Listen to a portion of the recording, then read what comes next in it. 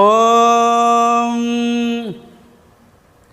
சாந்தாகாரம் புஜகசயனம் பத்மநாபம் சுரேஷம் விஸ்வாகாரம் ககனசதிருஷம் மேகவர்ணம் சுபாங்கம் லக்ஷ்மீகாந்தம் கமலநயனம் யோகீகிருத்யானகம்யம் வந்தே விஷ்ணும் பவபயகரம் சர்வலோகைகநாதம் நாராயணாய வித்மஹே வாசுதேவாய தீமஹே தன்னோ விஷ்ணு பிரச்சோதயாத். ஓம் நமச்சிவாய. மேன்மைகள் சைவ நீதி விளங்குக உலகமெல்லாம். நோயற்ற வாழ்வே குறைவற்ற செல்வம்.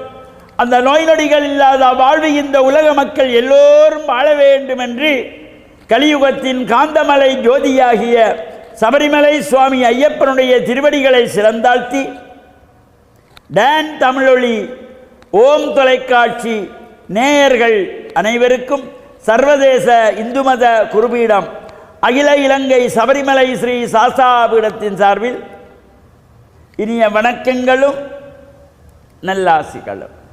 இன்றும் மங்களகரமான விஸ்வாவசு வருஷம் மார்கழி மாதம் 30ஆம் நாள் 14/1/2026 புதன்கிழமை. இன்று மார்கழி 30ஆம் நாள். இன்றோடு மார்கழி மாதம் நிறைவு பெறுகின்றது. நாளை வியாழக்கிழமை தை மாத பிறப்பு. தை மாதம் மலர்கின்றது. தை பொங்கல் திருநாள், உழவர் திருநாள்.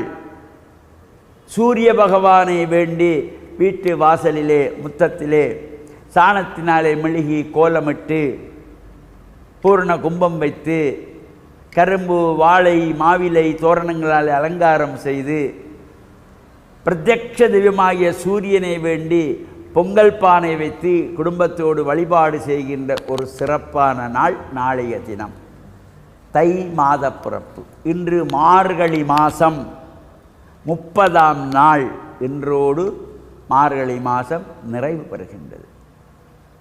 நாளைய தினம் இந்த தைப்பொங்கல் நாளிலே நாம் எல்லாம் இறை வழிபாடுகளை செய்கின்ற வகையிலும் இன்றோடு இந்த மார்கழி மாதம் நிறைகின்ற பொழுது இந்த பழையன கழிதலும் புதியன புகுதலும் என்கின்ற வகையிலே இந்த 2025ஆம் ஆண்டிலே நமக்கு ஏற்பட்ட கசப்பான அனுபவங்கள் இவையெல்லாம் நாம் மறந்து சந்தோஷமான நிகழ்வுகளை மனதிலே நிறுத்தி தை பிறக்கின்றது நமக்கு வழி பிறக்கும் என்கின்ற வகையிலே தை பிறந்தால் வழி பிறக்கும் பொங்கலோ பொங்கல் என்று நாளைய தினம் தைப்பொங்கல் கொண்டாடுகின்ற சிறப்போடு கூடிய நாள்.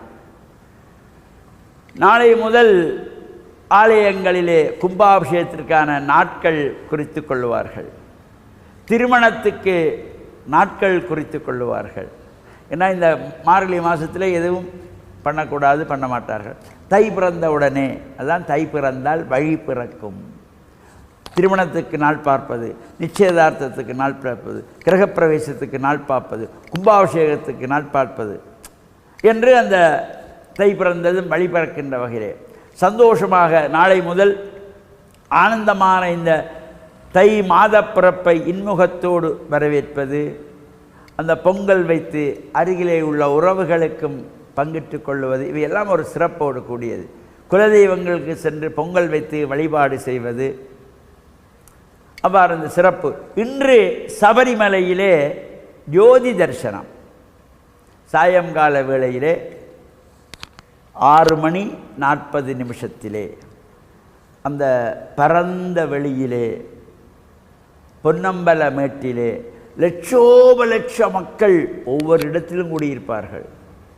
புல்மேட்டிலே பல லட்சம் பேர், பம்பா நதிக்கரையிலே 40-50 லட்சம் பேர், சபரிமலை சன்னிதானத்திலே பல லட்சம் பேர், சரங்குத்தியிலே பல லட்சம் பேர், இவ்வாறு சுற்றி வர லட்சோப லட்ச மக்கள்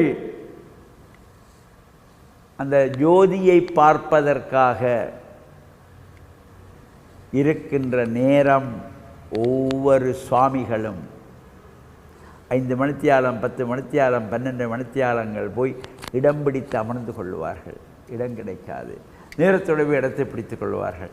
அந்த இருக்கிற இடத்திலேயே அவர்கள் பசி தாகம் எதுவும் இல்லாமல் சுவாமி ஐயப்பனை இந்த யோதியாக காண வேண்டும் என்று அந்த 6:40 சுவாமி ஐயப்பனுடைய யோதி தெரிவதற்கு முன்பதாக நட்சத்திர வடிவத்திலே அழகாக நட்சத்திரம் தோன்றி வரும்.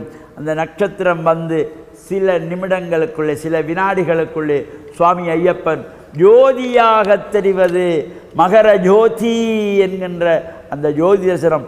சுவாமியே சரணமையப்பா, மகர ஜோதியே சரணமையப்பா, ஜோதிஸ்வரூபரே சரணமையப்பா என்று ஆனந்தமாக அந்த லட்சோபலட்ச மக்களும் அங்கே பம்பா நதிக்கரையிலும் ஏனைய இடங்கள் நின்றும் சரணகோஷம் போடுகின்ற பொழுது சுவாமி ஐயப்பனுடைய அனுக்கிரகம் உலகெல்லாம் வாழுகின்ற அனைவருக்கும் கிடைக்க வேண்டும். இந்த ஓம் தொலைக்காட்சி நேயர்கள், டான் குழுமத்தினர், டான் தமிழொலி நேயர்கள், டான் நியூஸ் நேயர்கள், இந்த டான் குழுமத்திலே பணியாற்றுகின்ற அனைவருக்கும், தொலைக்காட்சி பார்த்து கொண்டிருக்கின்ற அனைவருக்கும் சுவாமி ஐயப்பனுடைய பரிபூர்ணமான திருவருள் நிறைய வேணும் என்று பிரார்த்தித்து சர்வதேச இந்து மத குருவிடம் அகில இலங்கை சபரிமலை சாஸ்தாபுரத்தின் சார்பில் நல்ல ஆசிகளை கூறிக்கொள்வதில் மனமகிழ்வு கொள்கிறோம். சுவாமியே சரணமையப்பா, சுவாமி சரணம்.